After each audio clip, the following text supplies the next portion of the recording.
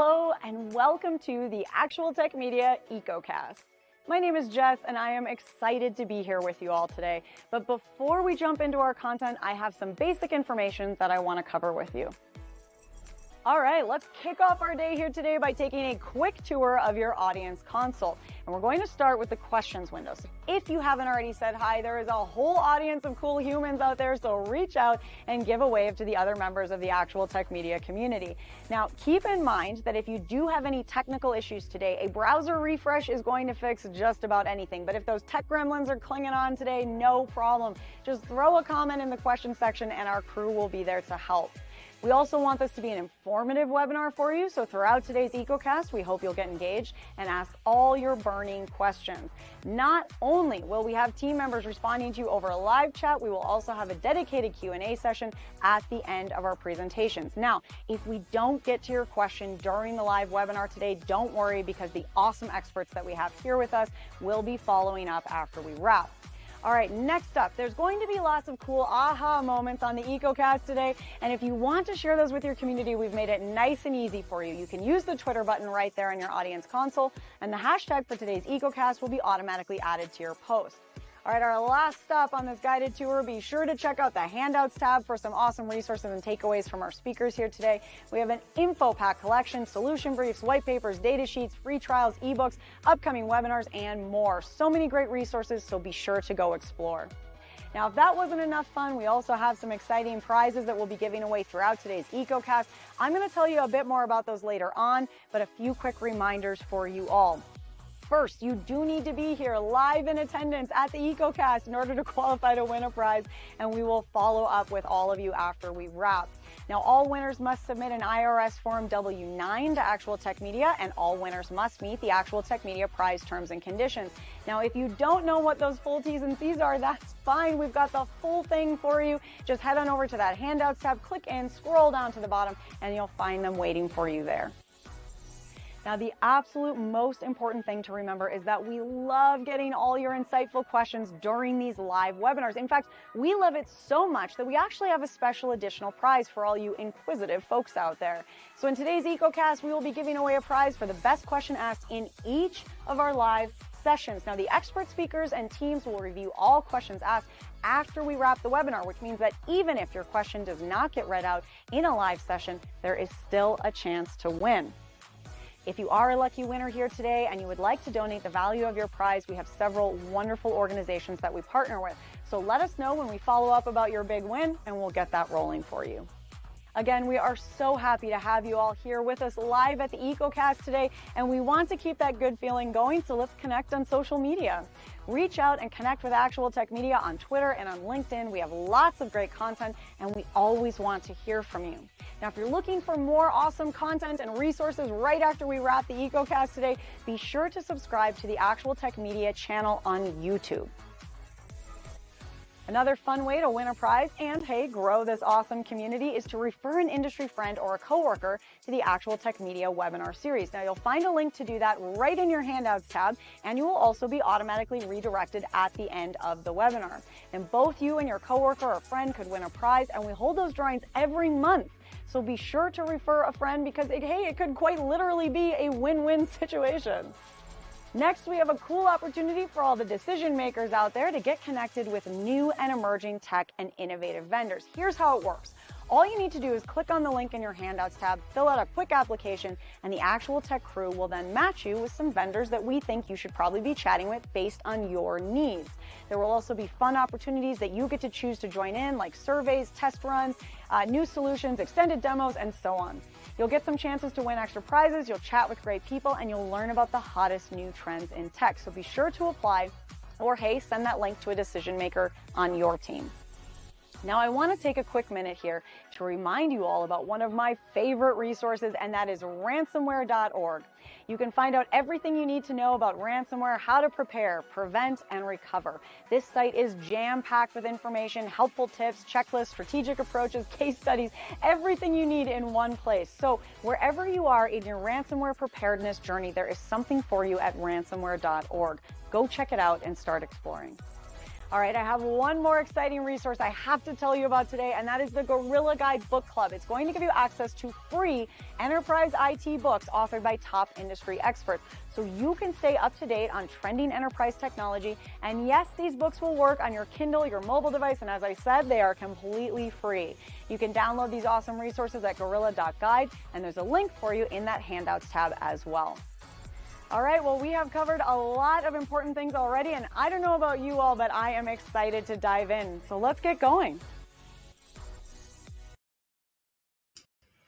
Okay, my friends, well, it is definitely time to jump into the good stuff here, because today we are talking about supporting, securing, and enhancing Microsoft-centric environments. And I'm really looking forward to this conversation today because M365 is such a huge and important part of our workplace. It's a huge part of our workloads and our workforce. It's how we connect, we collaborate, we communicate, we strategize, we track, we document, we store, and on and on. All of this is happening in our lovely little M365 world. And it is a wonderful little world, right?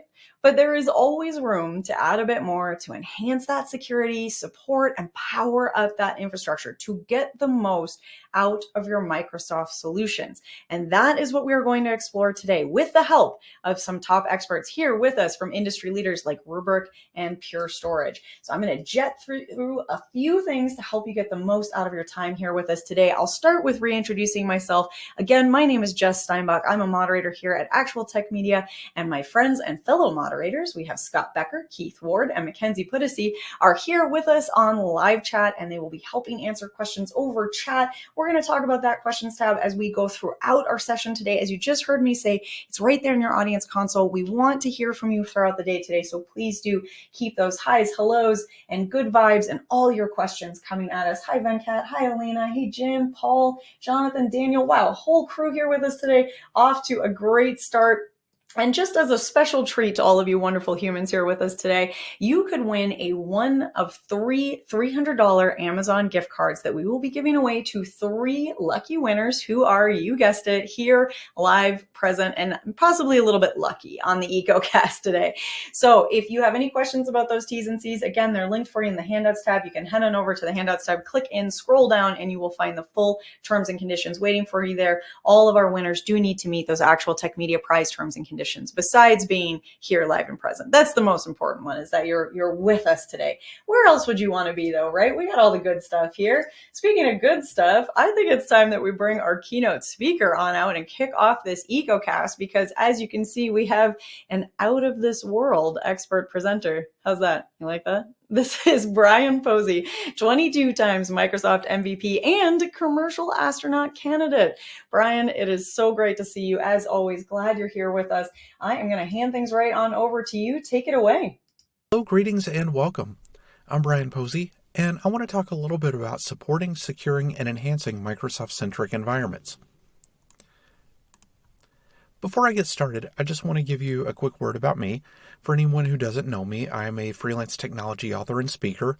I'm also a 22-time Microsoft MVP and a commercial astronaut candidate. So with that said, let's go ahead and get into it. Now, when it comes to securing Microsoft environments, there are a number of different challenges. One of the challenges is that it's hard to talk about securing Microsoft environments in a generic sense. After all, Microsoft makes a lot of different products and services, and the techniques and methods that you would use to secure one might not necessarily be the same as would be used to secure another. For example, if you have an Exchange box running on premises, you're going to use one set of best practices to ensure that that Exchange box is secure, but you would use an entirely different set of best practices for securing, say, a SharePoint server or a Windows domain controller or something like that.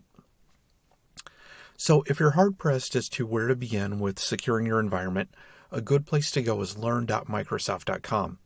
That's where you can go to learn about various Microsoft products, and it's where Microsoft keeps its most current set of best practices.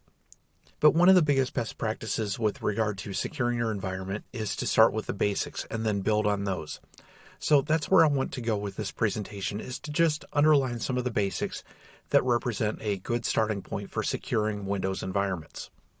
One of the very first recommendations that I would make is to focus on patch management. Patch management is a must for any on-premises system, whether that system is running a Microsoft operating system, Microsoft applications, or something third-party. Nearly every software vendor publishes patches as a way of addressing bugs and of patching security vulnerabilities. So it's extremely important to stay up to date with the patches that are made available and to put those patches in place in a timely manner. Now, it's also important to have a system in place for testing and validating patches prior to deployment. Every great once in a while, you'll find that a patch can be problematic. You may find that a patch breaks something that you have in place. So you don't want to simply trust that a patch is going to work and apply that patch without doing any testing. It's important to test those patches, but it's equally important to do your testing quickly and get those patches applied in a timely manner once the patches are proven to be trustworthy. You'll also need to have a system in place that's able to track which systems lack the latest patches and to help you find out when a patch installation might have failed. Another thing that you should look at with regard to securing Microsoft systems is endpoint protection. Because remember, every cyber attack requires a point of entry. And most of that time, at least based on my experience, that point of entry is on a user's workstation or on some other network endpoint. In the case of a user's workstation, the point of entry usually occurs because the user has done something that they shouldn't.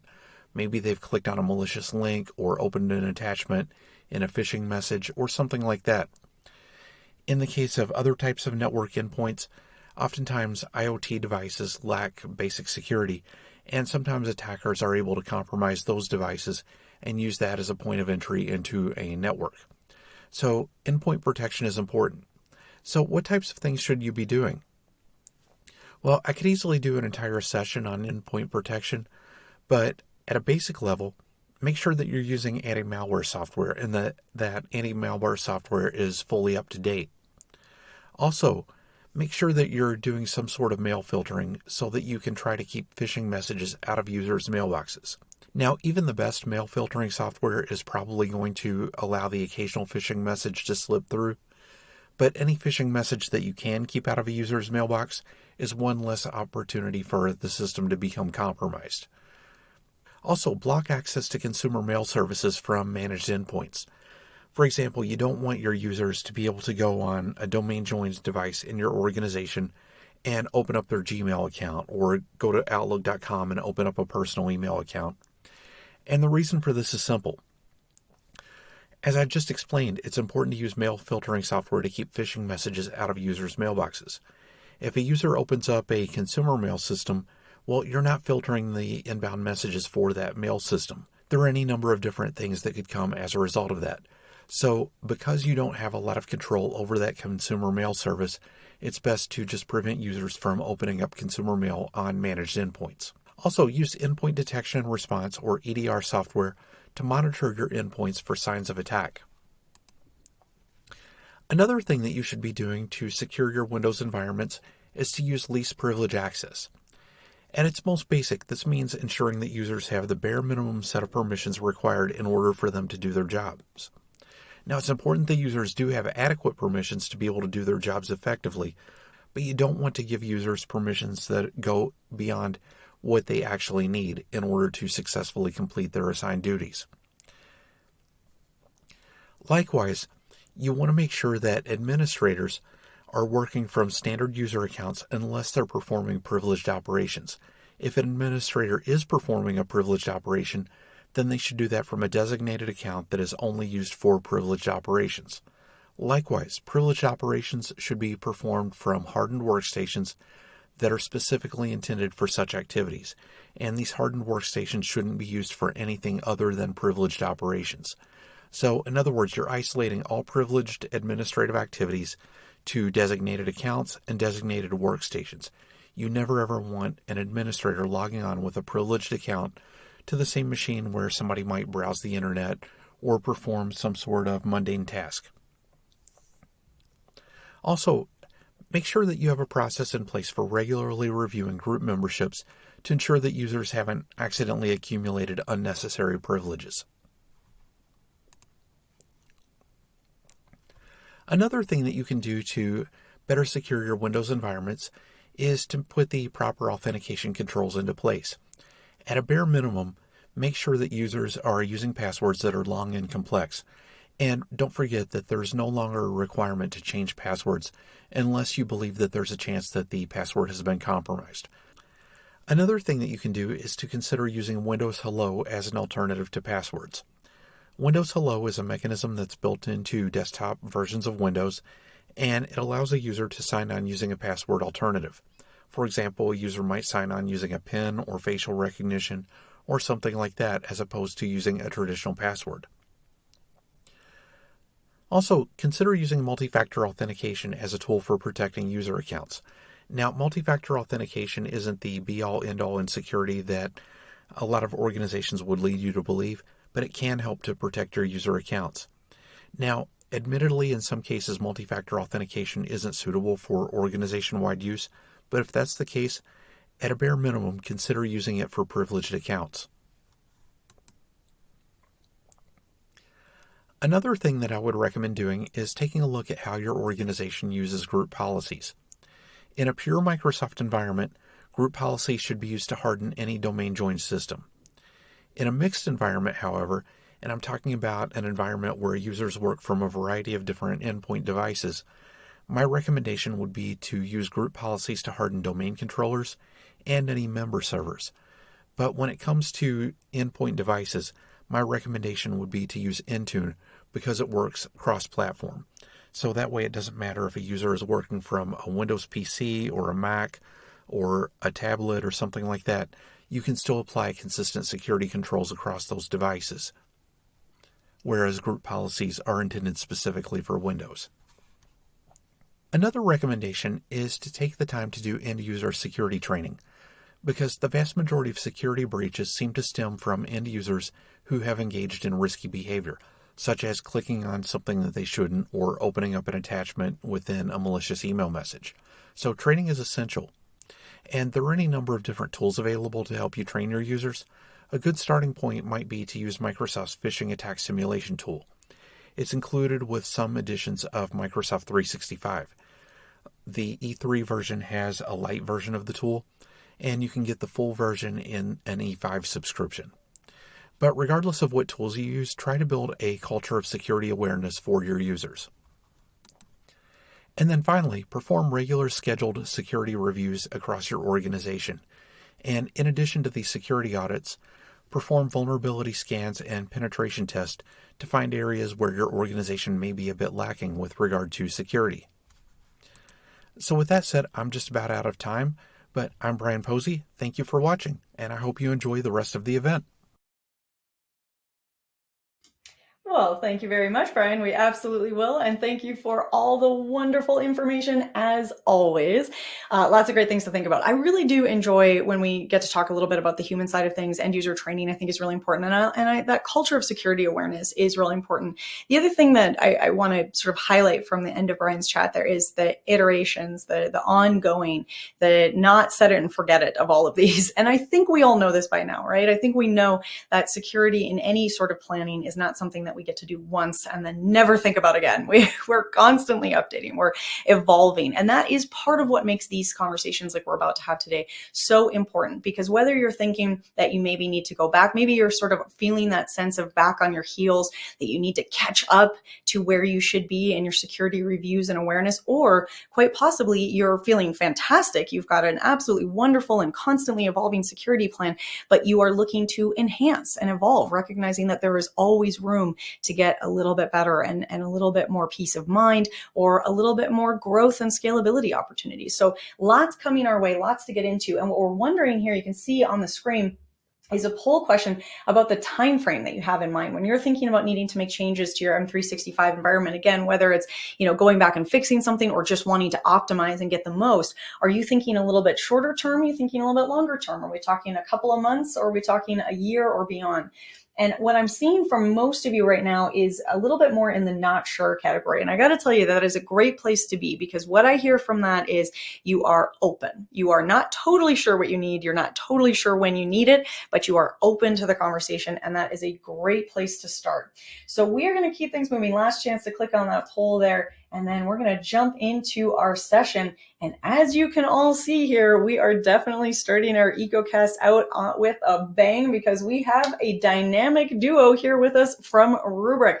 We're going to be chatting with a returning voice here on the EcoCast, and that is, of course, Kim Lambert, Principal Product Evangelist, and Joe Kelly, Cloud Solutions Architect, both from Rubrik. Kim and Joe, thank you so much for being here to get us started today. Now, I know that we have a lot of great stuff planned ahead. Kim, I think you wanted to take some Q&A at the end. Joe, you've got a demo plan, whole bunch of stuff coming our way. Kim, as our returning EcoCast veteran, I'm going to hand things on over to you. Take it away. All right. Hey, everyone. Yes, hi, Kim Lambert here. Thanks so much to everyone for taking time today to learn more about protecting your Microsoft environments. You know, as a product evangelist for cloud data security at Rubrik, this is one of my favorite topics. And you're also in for a treat today because I have here one of our best technical gurus, Joe Kelly. He is a cloud solutions architect who is a 20+ year IT veteran. And Joe brings to you his expertise in automation, cloud architectures, cloud design, and he also has experience designing virtualization and storage systems for our customers with hybrid cloud environments, and also helping them implement cybersecurity best practices. So Joe's going to give you an in-depth demo of protection for some of your most critical workloads that you may be interested in protecting, including Azure VMs, Azure SQL, and Microsoft 365. So he's going to give you a great demo to show you how all that protection works in a unified way across hybrid and even multi-cloud environments. So today, here's what I want you to walk away knowing. If nothing else, I want you to understand how to be confident that your data is recoverable from cyber attack or even everyday data loss due to human error or whatnot.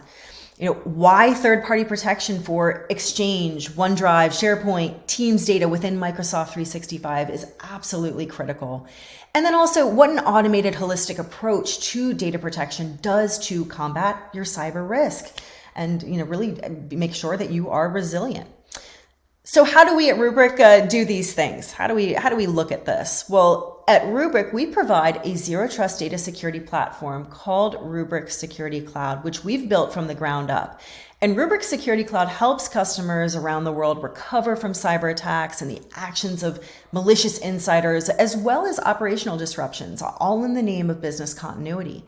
And this makes your data across IaaS, PaaS, SaaS resilient. So wherever data lives, it's under a watchful eye where you can proactively monitor risks with powerful data observability capabilities like sensitive data discovery here, ransomware monitoring and investigation. And of course, so that you can easily recover, you can remediate, recover that data at a moment's notice at scale. And to be able to offer some of these top-notch capabilities, you should know that Rubrik has partnered up with Microsoft for a combined zero trust approach to data security. So off the bat, you know that we're serious about helping customers secure their data in the public cloud. And Microsoft actually took an equity stake in Rubrik at the end of 2021. So we work very closely with them as a strategic partner. And this partnership works well because we have a joint vision to protect customers from cybersecurity threats. And this partnership, it actually puts us in an incredibly favorable position to help you. So in terms of innovation and a technical support interlock. And John Thompson, former chairman of Microsoft, actually sits on our board. So we're in lockstep, even starting at the top with access to senior executives at Microsoft. And Microsoft and Rubrik, we have this better together story. We go hand in hand in the sense that we already manage hundreds of petabytes on Azure. We have well over 2,500 joint customers, and we have this technology in place to secure your Microsoft data right alongside anything you have on-prem and in other cloud environments. Okay, so now, even though the shared responsibility model, everything, something, that people have been talking about for years and we all know exists and still applies, with our partnership, Microsoft is now an established and an invested player at this point. So they're actually taking a stance on recovery. So they're working with Rubrik as a trusted third-party vendor for backup, which Microsoft even recommends, you can see here in their documentation, as the first step to ransomware recovery. Why? That's because, and you may be surprised to hear this, and we talk about this for Microsoft 365 a lot, is Microsoft provides no SLA for data recovery. Because whether that's infrastructure as a service, platform as a service, or SaaS apps, that shared responsibility model for data protection says the onus lies on you, the customer, to back up and recover your data. And the complexity behind this comes into play, especially when operating in hybrid, multi-cloud, or at an enormous scale. Because as you may be well aware already, you may be finding this as your data in the cloud grows, it can become a bit of this more cloud, more problems scenario with the breadth of apps and services that you're running and using in the cloud. And we find that this hits people in your organization differently, in different ways. With multi-cloud, someone has to be operationalizing backups across VMs, managed disks, databases in the cloud. We find that the infrastructure ops people want to be able to optimize costs so that they can, back up and quickly restore data and consolidate and simplify infrastructure. The cloud architects, on the other hand, they want to build fast in the cloud. They may not be worried about things like data governance. You've also got the modern workplace owners to think about who just want their applications and their data available with no interruption. Security ops, they need to be able to feel confident in your organization's ability to recover the data. And then, of course, think about your CIO here. They just want to be able to approve attack readiness. They want to be able to prove that they're ready. And that can be really tough with a complex organizational structure and goals. So we are thinking about all of these folks in the organization to make sure that your organization is successful in being resilient. Because when it comes to infrastructure operations, you think about it, a lot of times you've got multiple accounts to manage. Within cloud regions, you're going to need to be able to protect the data and set up different components around retention and frequency. Plus when you're deploying resources within multiple regions for each account, you're also managing backups for all of those different regions as well. And of course, don't forget about your data on-prem too, that needs to be protected as well. It needs the same governance and security if you operate in a hybrid model. So all this becomes a lot to manage. It's manual, it's resource intensive, it doesn't scale. And that's just data protection management. What about data security? What about being able to recover from secure, uncompromised backups? It's a lot to think about. It can be difficult to maintain visibility into, your dynamic data security and protection requirements. Your recovery processes are siloed. And in a ransomware scenario, you very well may have one cloud hit or multiple cloud environments as well as your data center. So when you think about protecting fragmented data environments in the cloud, you may think, okay, I don't have as much of a problem with all this now, but you have to consider too, hey, maybe native tools are working for my AWS environment, but wait, I'm also utilizing Microsoft 365, and I've heard other teams talk about building in Azure. Maybe you even have a GCP environment to consider. So with all these platforms, you may not have the right experienced technical resources in place to, not only manage backup jobs, but also be able to rapidly recover from clean data snapshots in the case of ransomware. And we find that many customers we talk to have struggled to obtain this holistic view, and they have difficulty even generating the data recovery readiness proof that they need for the CIO. So whether it's reports they can deliver or a plan they can present to the board. And that's where we at Rubrik come in with Rubrik Security Cloud. So when it comes to cloud, we offer a three-pronged approach. So we drive automated protection with secure backups that are logically air-gapped, and they're removed from identity boundaries that can be breached. Second, you can get started quickly. It's easy to scale as your business grows without breaking the bank. So you can ensure your cloud security resources are protected as your cloud architects build fast. With Rubrik Security Cloud, you're eliminating a lot of toil by consolidating the data management layer, simplifying protection with a Rubrik SLA domain policy, which is simply a set of policies that define at what frequencies backups should be performed of the protected objects within Rubrik, for how long should they be retained locally or with a replication partner or on the archival location. So with that capability, we drastically reduce the amount of operational impact it has on your team. And we've even got cloud tiering features to optimize storage costs in the process.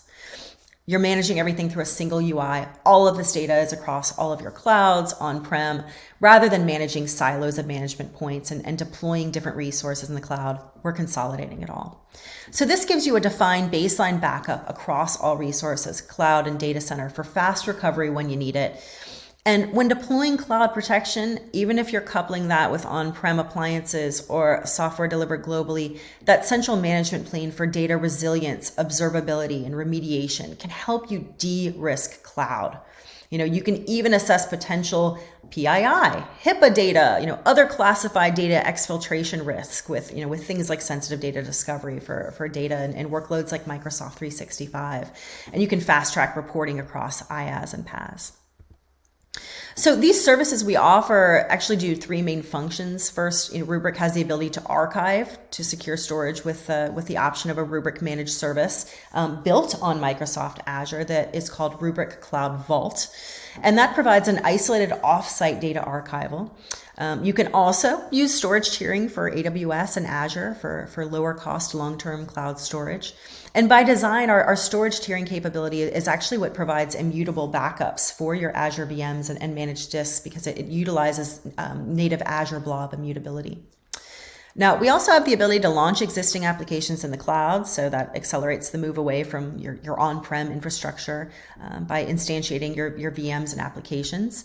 And then finally here on the right, we secure cloud-native applications across clouds with protection for all your popular workloads like EC2, RDS, Azure SQL. And of course, Microsoft 365 as well. So I feel like I need to cover this because for so many of the customers that we talk to, so many organizations, Microsoft 365 has become not only a tier one application and critical to operations, but also now a huge target for attackers. That's why it's so important to talk about this. Attackers know that this is where they can hit you hard. And while Microsoft does provide data security and thinking about perimeter security, data governance, Rubrik is on hand there for the recovery piece. So whether it's for ransomware recovery from accidental deletion, or even just having a tool for long-term retention for everyday instances where you need to recover 60, 90-day-old data that's been lost and you can't recover it with Microsoft native tools alone. That's where we come in. So while Microsoft 365 does have functionality to help you control access, right? Like they focus on this, keeping attackers out. They've got compliance tools like retention policies to help you schedule deletion so you don't keep data longer than you need. In reality, tools like this, like retention hold, can be misused. Think about an account takeover to delete data, or data can be deleted by accident when the compliance policies are not maybe well understood within the organization. So think about that. That can actually be a tool used against you. Microsoft also has classification and search tools like litigation hold to help you with compliance and e-discovery. But legal hold is not designed to be a backup and recovery failsafe. And Microsoft actually only recommends using it for a subset of your data. But with Rubrik, we can make sure that there is an isolated copy of all your data in Azure, but physically separated from the Microsoft 365 tenant and solution. So you can recover in bulk or use a granular 3-step recovery to any destination and easily locate data with real-time global search. So recovery at scale for Microsoft 365 is made available with Azure Kubernetes service, where Rubrik stands up separate containers for every backup job. And that way, the system scales automatically based on the workload demand. So we can help multiple customers recover at scale at the same time. So you've got that protection for your Microsoft 365 data as well within the SaaS-based Rubrik Security Cloud. And I'd like to reinforce here that Rubrik Security Cloud actually offers a real differentiator to our customers, and that is immutability in the cloud to even further protect your backup data with immutable backups for Azure managed disks, immutable and air-gap backups for Azure VMs, so that you got that ransomware resiliency for Azure deployments, those air-gap backups for Microsoft 365. And I mention, we also have air-gap backups for AWS, RDS, for our Amazon Web Services customers to protect from AWS account compromise. And then added to this is our ability to leverage object lock on AWS S3 too. So that creates a worm lock capability there. We've also got air-gapped cross-subscription portable backups for Azure SQL, and that can help protect you against rogue administrators or ransomware. And this is a big deal for those of you out there who have or will migrate from on-prem SQL Server, because we do offer point-in-time recoverability for Microsoft Azure SQL. And the way that we do that in the most secure way is by taking database snapshots that are stored in a separate hardened subscription, where we then take worm locks on the uploaded data so that we can ensure that it remains secure. Now, for Azure SQL, portability is a big benefit there, because we offer that so that your data can be recovered to a different location if there is a case of compromise, or even if you're just doing dev test in a sandbox environment. So keep in mind that today, the only way to protect Azure SQL with Azure Backup Service currently requires a little bit of complex management, where you have to go inside each server, create policies inside each one. And that's why with Rubrik Security Cloud, you have this fully baked policy model to automate your protection, and it lets you restore in and across regions, back up pretty much as often as you like, and institute things like tag-based SLAs. But how does protection for all these workloads we've been talking about, including Azure SQL, fit into your whole security strategy? Well, when you think about enterprise, it's really around adding multiple layers of protection so that they can converge in a threat scenario. So you've got perimeter security, network security, endpoint, application security. But it's not a matter of if, it's a matter of when these layers are going to be breached. So thinking about all the things that Microsoft provides, no matter how much you've invested in them and ingrained yourself in the data security capabilities of cloud vendors like Microsoft. For infrastructure as a service and platform as a service, for example, think about if you're moving your traditional on-prem SQL Server databases over to Azure SQL. Just migrating to the cloud alone doesn't mean that there's going to be data security in place. So, for instance, know that right now, that limited native backup functionality that Microsoft Backup Service has, it's having you go inside each server, create policies inside each.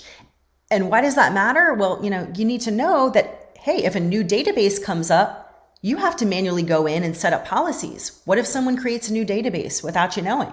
Bam, there's a new hole in your data security. So it's important to have something more comprehensive there. And when you think about the SaaS space, though, security layers that are part of that traditional defense and the depth strategy, they're actually managed by your SaaS-based platform vendors. So it's why you make the switch to SaaS in the first place, to make your life easier. But this also has the effect of putting security out of your purview. And keep in mind, enterprise security is different for SaaS, right? So the security layers for SaaS actually become identity and authentication layers, where the main entry point for threat actors is your user credentials, your logins. That's how malicious users gain access. So you have the tools that Microsoft provides, of course, which we talked about, that native Microsoft 365 tool set. They provide for Microsoft 365 retention policies, litigation hold for a subset of your data, plus even the recycle bin with varying times of retention across the different 365 applications. But if the identity and security layers are breached and admin credentials are compromised, you're out of luck without a secure backup plan. So Rubrik fits in there as a critical part of your defense in depth strategy. So if those top layers are breached, you now have that logical, secure air gap between your core data and your backup data that is protected by Rubrik. So even when your security defenses fail, your data is still protected. You're resilient. You have a secure backup from which you can restore your data, and you have a strategy to quickly recover to keep your organization running. All right, I've said a lot, but talk is cheap, right? So let me turn things over to Joe, where he's going to actually demo our protection for your Microsoft Cloud data with Rubrik Security Cloud. So we landed by default here on their dashboard dedicated to 365. The very simple goal of this is to provide you a high-level overview of what's happening at any given time. That way you can say, are my backups working as I'd expect? If you tell Rubrik to take a backup every 12 hours, every 4 hours, every day, how do we highlight that information first, foremost in the dashboard here? The other kind of part of the demo that's always really important here is obviously how do you restore. So in this case, I'll switch over to my OneDrive to kind of walk you through that workflow. The really important aspect here is, even though I'm talking about OneDrive, the UI is going to be identical to not only everything in the 365 space, whether it's Exchange, Teams, both chat and file data, or things around SharePoint sites. It's going to be almost identical, just slightly tweaked based off of the individual metadata for those different data sources. So we always had this status view. We're always going to have this calendar view, which provides you those point-in-time recovery options. So every green check mark here represents some kind of snapshot that happened on that day. So maybe I want to go back to last week as a quick example here. What I'll do is pick the specific point in time. So in this case, we're taking a daily backup. So I'll select that for recovery. And then from there, you tell Rubrik two pieces of information: what data to restore and where to bring that back to. So we can always do the restore at the top level. So think of it as restoring the entire OneDrive, or start getting as granular as we need to here, whether it is multi-selecting various folders or getting down to an individual file for restore as well. Once you have the file selected you want to bring back to the environment, like I said, the next step is to tell Rubrik where to bring that data back to. So we can restore it back to the original location, which is our default choice. So bring it back to my OneDrive. We can select any other user in the ecosystem to restore to, or we also have this download from cloud option where we'll zip up all the files and give you the ability to download it basically through the browser here. Just to keep my demo environment look clean, I'll select another user to kick off that restore job, do a final confirmation that this is what I want to recover. And what you see down here in the bottom left is a quick info alert saying, hey, we started the restore job. Why I like to highlight this, it's kind of a good visual indicator of what's happening behind the covers. So like we mentioned, we use the Azure Kubernetes service. So we just stood up a net new container that's going to interact with a dedicated enterprise application. That way we're not conflicting with any other kind of restore jobs we're doing or any backup jobs we're doing from a throttling perspective. And this is how we're able to scale the solution and meet the demands of our large environments. We're having customers come to us and saying, hey, I have 7, 8, 9 petabytes of data in my ecosystem. How do I bring that data back as quickly as possible? And that's fundamentally what we're trying to do as part of an organization here. And obviously doing that directly in line with our colleagues on the Microsoft side. Last but not least, I'll switch over to the events tab just to kind of show you that you can monitor the progress of these jobs. So in this case, we can see the OneDrive job that I just kicked off just took a couple seconds to bring that data back into the ecosystem. Rubrik has your back for data security, especially if you need to secure your critical Microsoft environment against data loss. Our team really looks forward to hopefully working with you. In the meantime, check out some of our most popular resources. We'll make that available, including white papers on Rubrik Zero Trust for Microsoft, a pretty hot off the press updated version of our Microsoft 365 architecture and security white paper where you can dig into all of those details as well.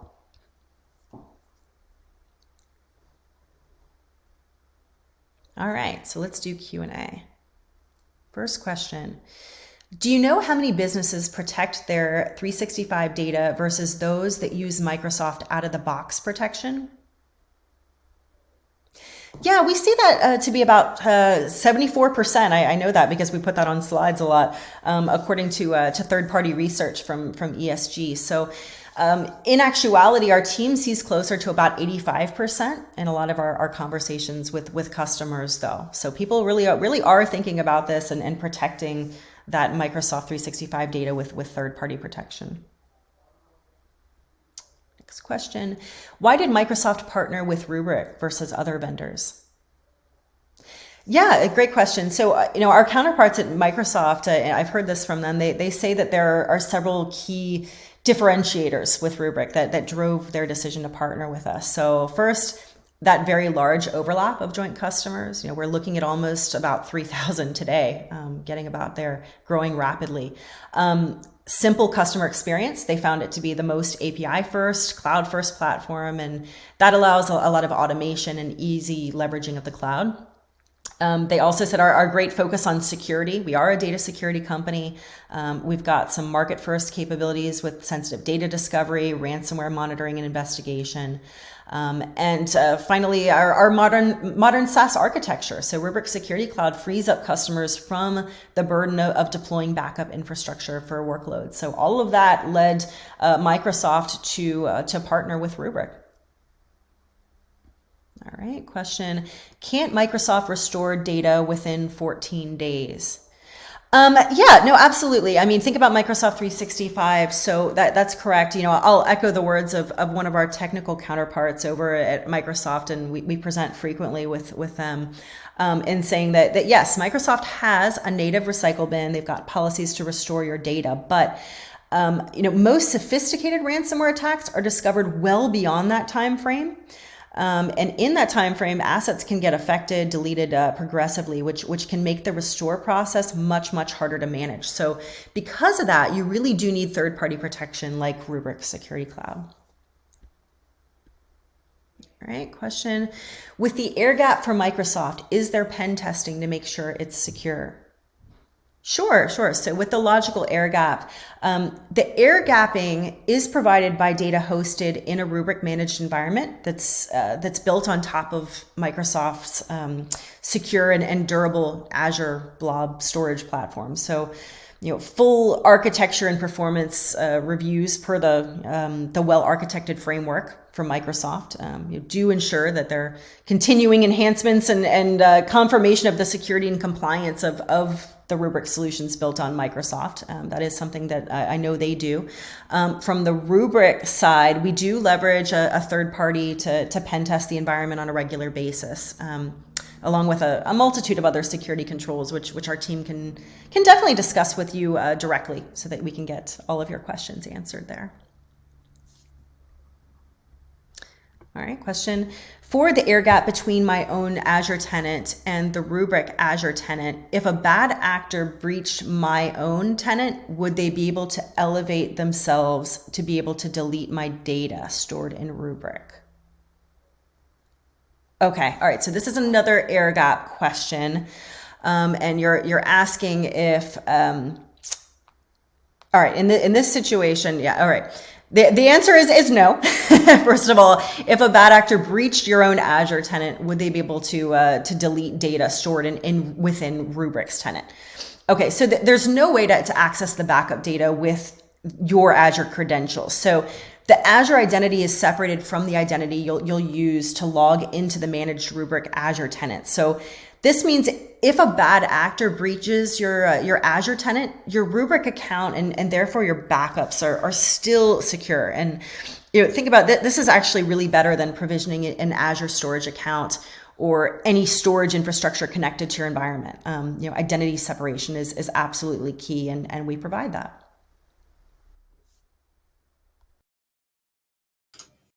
Well, that is a whole lot of good information. Great insight. Thank you so much, Kim and Joe, for that wonderful presentation, demo, combo, Q&A. We got a lot crammed into a short period of time. And I know that the audience out there is loving this presentation. I saw some high fives coming in. I also saw a lot of questions coming in.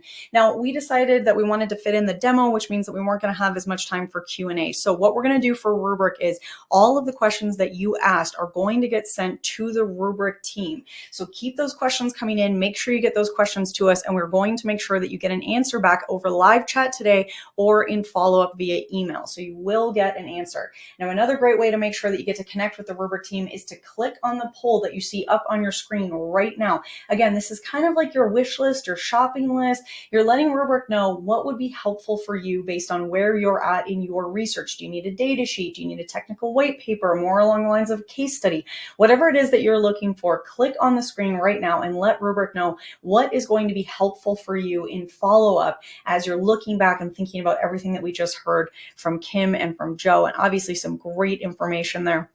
Now, another wonderful way to learn a little bit more right away is, again, to visit that Handouts tab. Make sure that you've got that handout from Rubrik on the Rubrik and Microsoft connection there. Rubrik Zero Trust Data Security for Microsoft, really zooming in on how Rubrik can deliver cyber resilience for all your enterprise data. This is so important. This is everything we were just hearing about, right? So make sure you've got that handout. It's a quick and easy read. It'll make it very easy for you to share with other members of your team or just recall this information a little bit later when you're trying to think back on all the wonderful powerful things that you just learned. While you're clicking on that handouts tab, while you're clicking on the poll up on the screen here, I am going to give away a prize. We have a $300 Amazon gift card going to a member of our audience who is here live and present, and that lucky person is Brian Wu from California. Brian Wu of California. Congratulations to you, Brian. Now we'll get in touch about claiming your prize after we wrap up the EcoCast. And don't forget that there are still more chances to win that prize. Plus, we have that best question gift card coming at you from each one of our sessions. So even if we don't get to you in a live Q&A session, you are still entered to win just by asking that question. So keep those questions coming in. All right, well, we are going to keep things moving along in the EcoCast.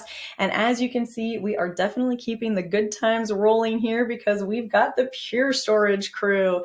So up next, we will be chatting with another dynamic duo, Nihal Marashi, Senior Product Marketing Manager, and Andy Yun, Consulting Field Solutions Architect, both at Pure Storage. All right, well, Nihal and Andy, thank you so much for being here with us at the EcoCast. We're having a great day so far. I can't wait to hear what you've got in store for us from Pure Storage. So I'm going to hand things on over to you. Nihal, I think you're kicking us off. Take it away. Thank you, Jess. Hello and welcome, everyone. We really appreciate you taking time out of your busy schedule to join us today. I want to start off by talking a little bit more about Pure Storage as a company. So we are really on a mission to store, manage, and protect the world's data. And the way we do that is with our unified data storage platform. We have more than 12,000 customers worldwide. Roughly 60% or more of Fortune 500 companies are using Pure in their environment. Likewise, we have 9 out of 10 investment banks that have Pure in their financial infrastructure. And we have received a number of recognitions. We've been a Gartner Magic Quadrant leader for 10 consecutive years for our storage arrays. And a metric that I'm really proud of is our Net Promoter Score of 82, which is in the top 1% of B2B companies. Essentially, this is a metric or a score that's based on a survey that goes out to our customers, asking them if they're interested and willing to recommend Pure as the storage vendor of choice, and something that we really appreciate. Now, last but not the least, we've also got a commitment to reducing the environmental impact. And we do that in a number of ways with our technology. We've been able to reduce the amount of energy required, as well as reduce the data center footprint. And we also do that by using intelligent components. So that is, in a nutshell, is who we are as a company. Now let's switch gears and talk about the topic of today's webinar, which is around data mobility. Now, one of the things that I think all of us can relate to is the exponential data growth that we're seeing in our organizations. And with that data growth comes a number of challenges that we're going to address in this webinar. The first is around data gravity. With the increase in data, there's a need to process and consume that data. And as data becomes central to operations, it tends to have that gravitational pull where it's pulling more resources. And so that certainly becomes an issue when you're trying to move data.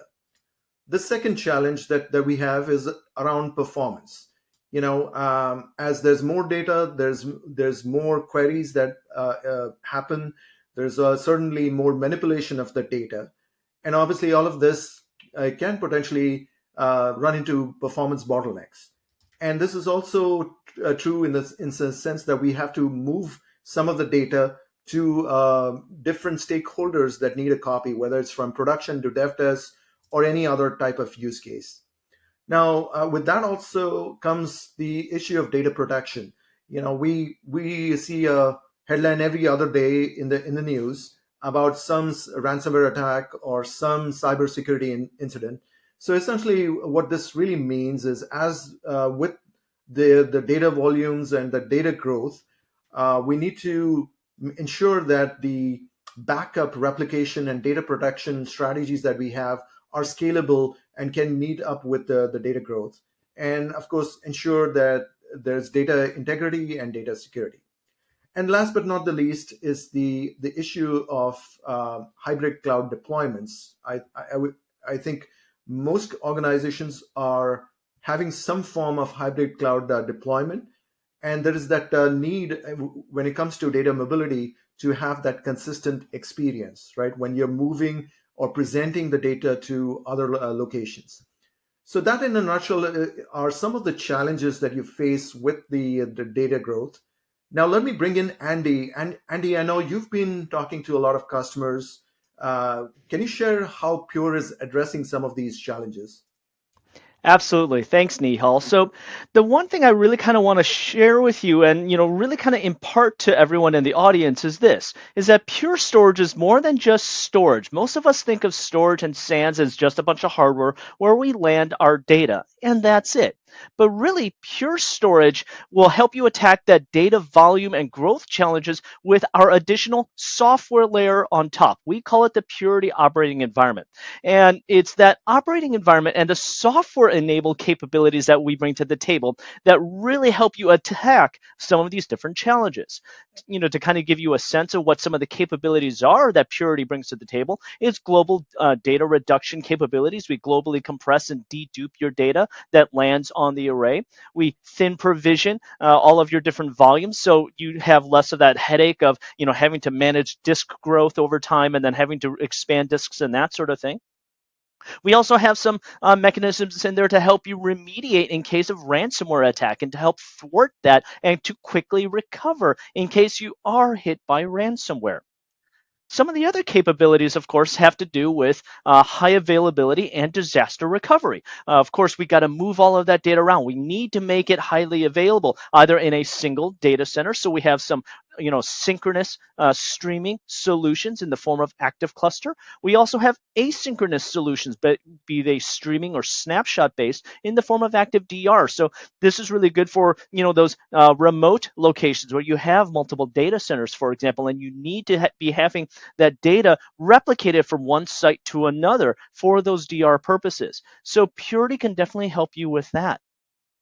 And then even just our arrays themselves were built from the ground up to be extremely highly available. We're very proud of the fact that you can do non-disruptive upgrades with them. For example, you can rip out a controller and do a completely non-disruptive upgrade. We've had some customers who were with us since the early days of Pure Storage who are running on the same chassis, but we've upgraded their controllers, upgraded their underlying storage, and they've literally have never had any downtime. It's kind of mind-blowing when you really think about it. But that's how Pure does things differently, and that's one of the key things about Pure Storage.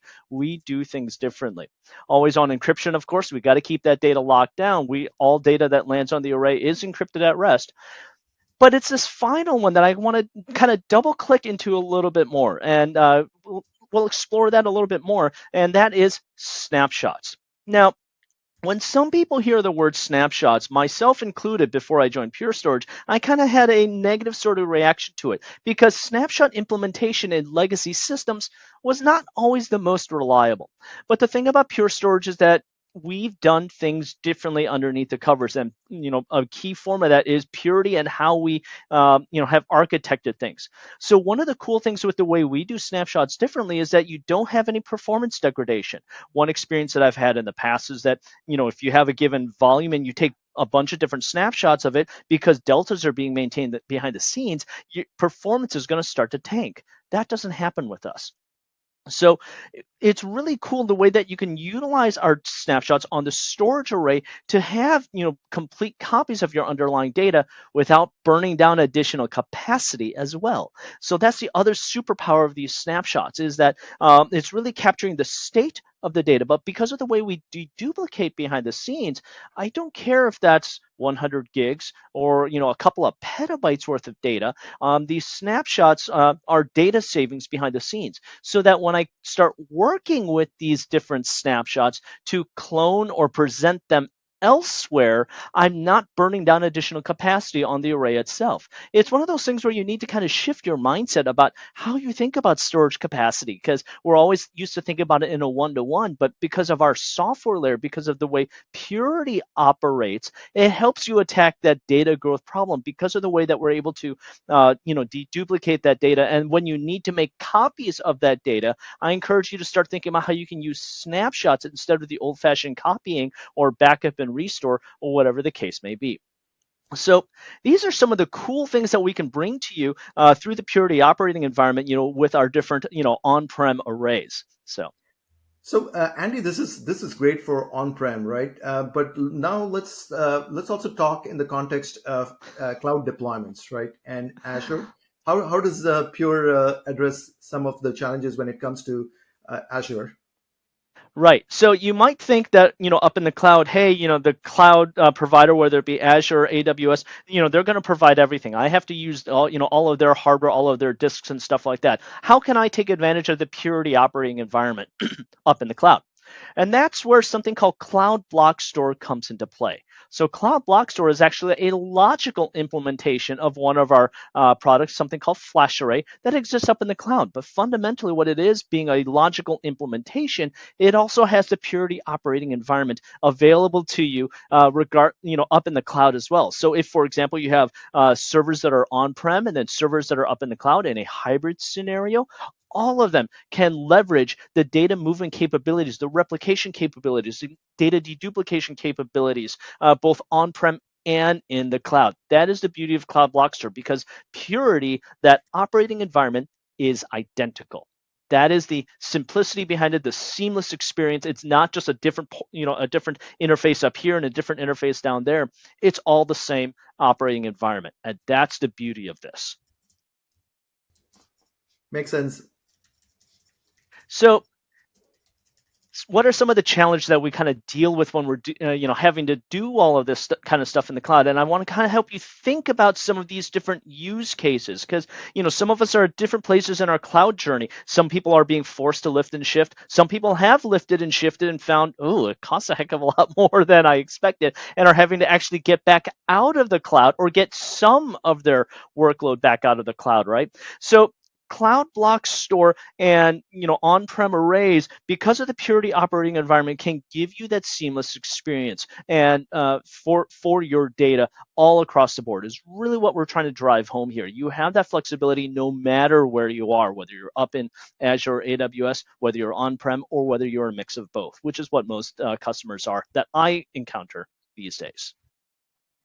Now, if you're in one of those situations where you're a VMware shop, and I know a lot of folks out there are VMware shops, Broadcom stuff aside, hey, we have these, these VMware virtual machines, right? But I want to try and get those up to the cloud. Well, Azure has something very interesting that I find not a lot of people know about. It's something called Azure VMware Solution, where you can take your VMware VMs and migrate those up into Azure, and you would still be using vCenter vSphere up in Azure. So this is a kind of a transparent motion that you can utilize for either DR purposes, dev test purposes, or anything else where you might be doing a like a cloud hybrid motion or whatever the case may be.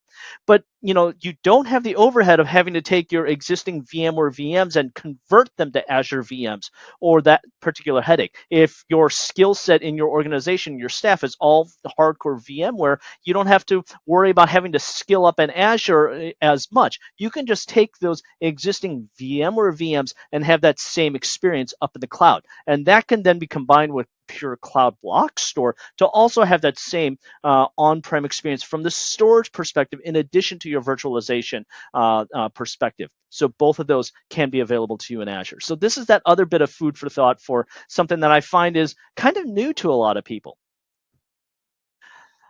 All right, so let's see.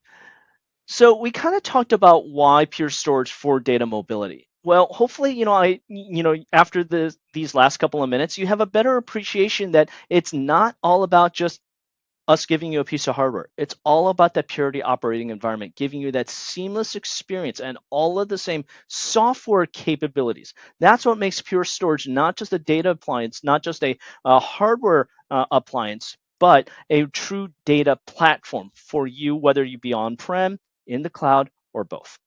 Okay? So I think with that, Nihal, back over to you. Yeah, thanks, Andy. Really great stuff. I know this is a short webinar, but we'd love to continue our conversations with all of you that are attending this webinar. So I'm including some QR codes here to resources that can really help you uplevel your data mobility game. The first resource is our business apps portal. We have a ton of guides. We have a ton of videos and white papers and other links on our Biz Apps portal. So please check it out. And it's something that we have for not only SQL Server but also some of the other databases like Oracle and SAP HANA. The second resource is our Lightboard videos, where we've got short 5 to 10 minute snackable videos on different concepts. Certainly, we are talking about data mobility, but also if you're interested in how Pure is implementing snapshots, we've got videos on that. It won't take a lot of time, so highly encourage you to check them out. And we'd also love to have you sign up for our SQL Server test drive. Now, this is something which is completely hassle-free. You don't have any hardware to set up. All you have to do is sign up. You can kick the tires and use our internal setup for Pure FlashArray and SQL. And this is a great way to just get started. And last but not the least, we have webinar on-demand recordings on other topics as well. And I'd encourage you to check them out. We call them Tech Talks. So there's a bunch of those resources available to you. And we look forward to keeping the conversation going. Thank you so much. And Jess, I'd love Actually, to... before we hand things back over to Jess, I'd like to double click on just two of those particular items, if I may. So with the Lightboard videos, shameless plug, I happen to have one of the Lightboard videos out there, just how volumes work differently on FlashArray. It's only about 3 minutes long, but you know how I kind of talked about earlier that, we do things differently under the covers. And I like using that particular video to really help laying that foundation to help people understand why FlashArray is different underneath the covers from an architectural perspective. And then let me just also kind of deep dive a little bit into the test drive for the SQL Server 2022. My colleagues in the SQL Server world put that together, and I kind of helped out with some of the Q&A and stuff. But it's a really cool end-to-end guided workshop for you to really work through, working with snapshots, working with, just all the different data mobility things that we touched upon in a virtual lab. So we will actually be spinning VMs up for you, and then you can actually play with a lot of stuff. Of course, this is in the context of SQL Server, but of course, this works perfectly fine for other databases as well. But Test Drive is a really great way to get your feet wet for free. So, Nihal, back to you. Excellent points, Andy. And, again, we'll love to keep the conversation going and encourage everyone to check out these resources. And so with that, Jess, I think we're ready for any questions that might have come up. You ready? You sure? Andy, do you have any? Do you want to go back? Just lay it on me. I'm sure there's some good questions out there. So what do we got? We've got some great questions coming your way, my friends. You guys definitely sparked a little bit with the audience here because they were coming hot and heavy. And I'm going to start with this one here because I think it's a great place to start. We did get a couple of questions coming in wondering about sort of key uniques. And I'm going to zoom in a little bit on this question here. What is different about the Pure Storage data mobility solution compared to other vendors? Where do you sit in this big, wide, vast market? Andy, what do you think? So for me, it's all about the simplicity of the unified experience all across the board. So for what it's worth, my background is as a SQL Server guy. I'm actually more of a DBA and DB developer. I've never really been a storage admin before I joined Pure Storage. So in some regards, compared to a lot of you in the audience, I have next to no storage experience. If someone like me, a DBA, can figure it out and work with Pure Storage very easily, any one of you can. And I know of many other organizations, and just talking to customers on a regular basis, that they love Pure because of that simplified experience. It makes their job a heck of a lot easier to do, which saves them time so that they can do other cool stuff like drink coffee instead or whatever. But I feel like it's all about that simplified, unified experience to be able to manage stuff.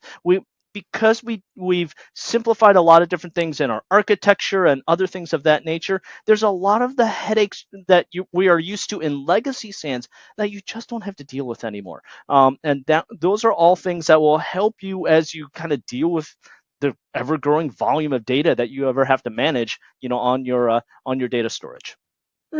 I like you using yourself as the bar for if even I can do it, then if I can do it, then anyone can do it. Excellent. Okay. All right. Well, let's skip to this question here. My company has recently started a cloud migration project. I think there's probably a lot of people can relate to that. I heard you talking about VMs and SQL Server. Can you share any specific advice? Yeah, Andy, best practices, tips and tricks. What do you got? So honestly, there is a lot of depends, especially with database workloads, because database workloads do tend to be very latency intensive, or at least coming from the transactional world. Otherwise, they could be very throughput intensive as well. So what I would encourage you to think about is making sure that you have a very good baseline of what your current workload happens to be. Some people are stuck in a situation where they are being forced to fully lift and shift without an opportunity to redesign anything or even just optimize and pay down technical debt in your existing workloads. Because what a lot of people don't fully understand or appreciate, especially further up the food chain, if you will, is that we've been able to get away with running a lot of terrible, bad, unoptimized code on on-prem hardware because you're not paying for that compute. You just pay for the hardware once and that's it. But up in the cloud, you're going to start paying that price at a potentially nasty exponential rate.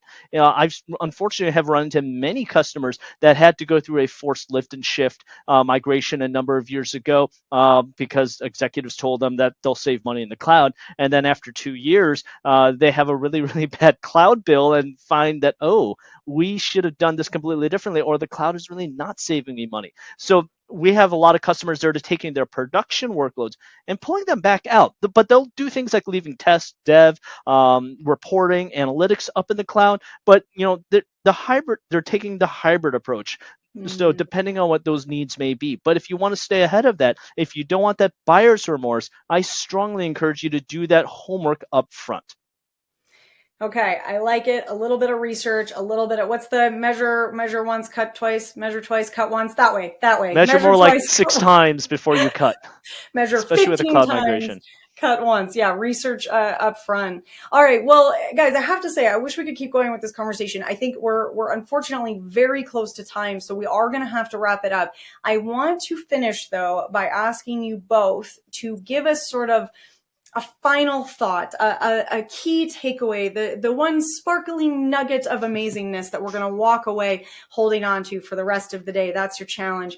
And maybe, Andy, since we've had you chiming in on the last two, Nihal, I'll start with you, and then Andy, you can be our grand finale. And Andy, I'll throw in an extra one for you when you're wrapping it up. Can you also include an actual next step that you'd like to see from the audience? It can be one of the QR codes we've got up here. So key takeaways, final thoughts from you, Nihal. Sure, yeah. One thing I'll tell everyone here is don't think of storage as just plumbing, or think of give infrastructure the last thought. Involve your storage admin, involve your database teams right up front in your planning. Certainly, use any of the resources that you see on your screen here for making that journey a seamless journey. That is a excellent final thought and takeaway. Andy, that's a tough act to follow. What do you got? So what I would say is this. Many of us who have been in the industry for a very long time, we come with a long list of biases and prejudices due to experiences we've had in the past, some of them very legitimate. But when it comes to pure storage, I would strongly encourage you to have an open mind and set some of those aside, because Pure really does things fundamentally differently. And that's why I would also encourage you to check out some of the Lightboard videos, because that's, like I mentioned with mine earlier, that's where I really start peeling back, the covers to really kind of show you and talk about things about how Pure does things differently, because it's really that different approach, because we were able to start from the ground up without having to deal with spinning disk, but as a flash only company.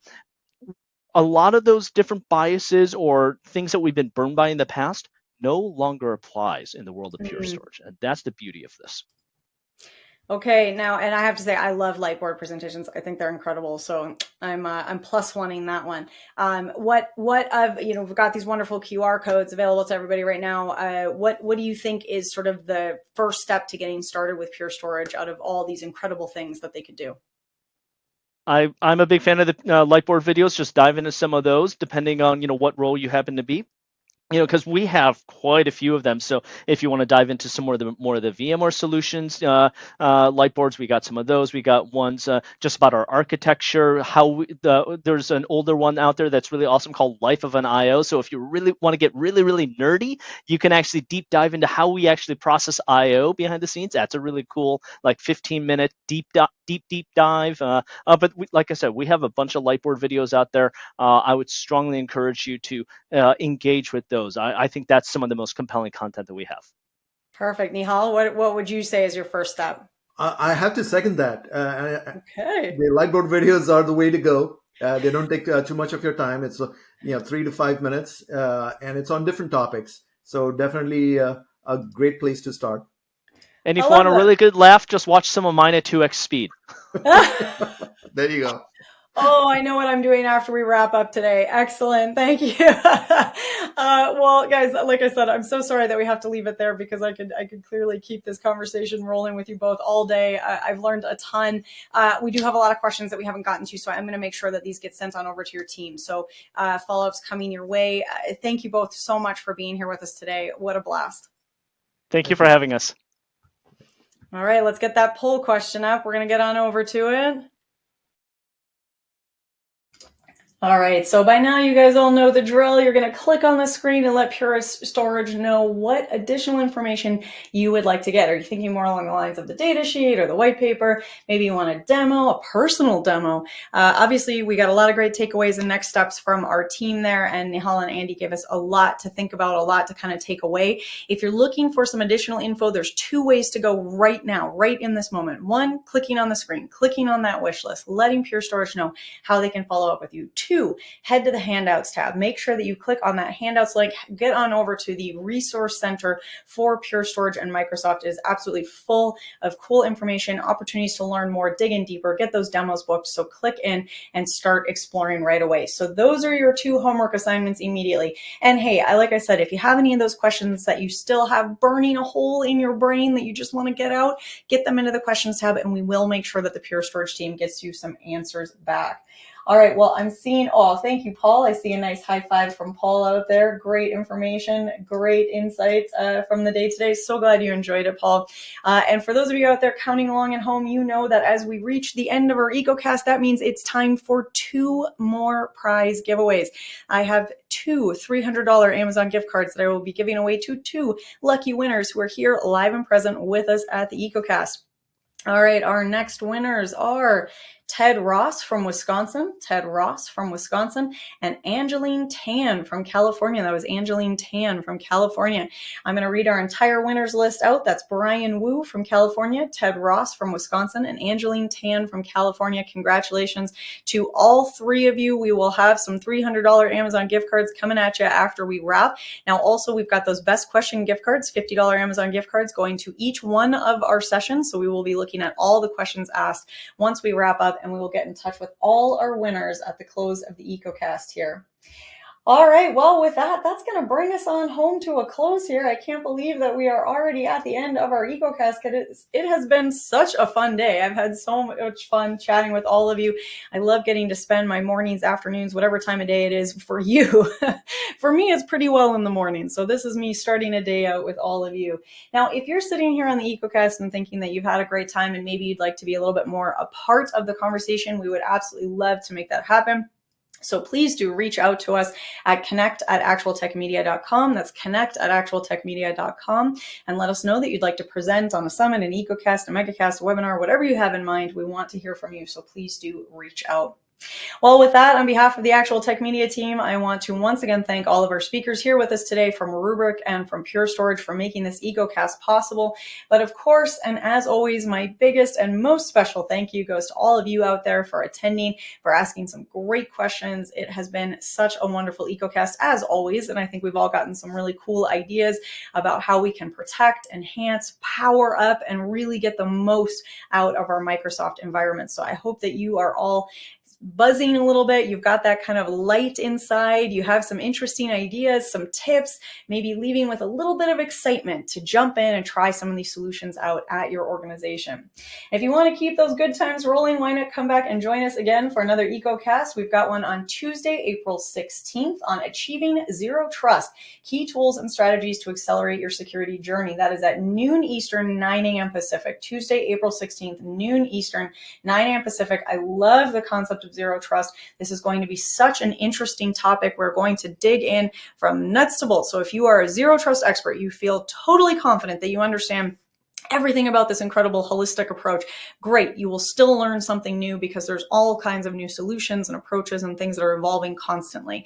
If you have no idea, you're afraid to ask now because it's been too long and people have talked about zero trust too much, and you don't want to admit that you maybe aren't as clear on some of the ideas here as you'd like to be, you will also really enjoy this EcoCast because you will get to build that foundational base. We will walk away with that understanding of what it means to have a zero trust approach, what that holistic approach looks like at your organization and how it can really benefit you. So please do put that on your calendar, come back and join us.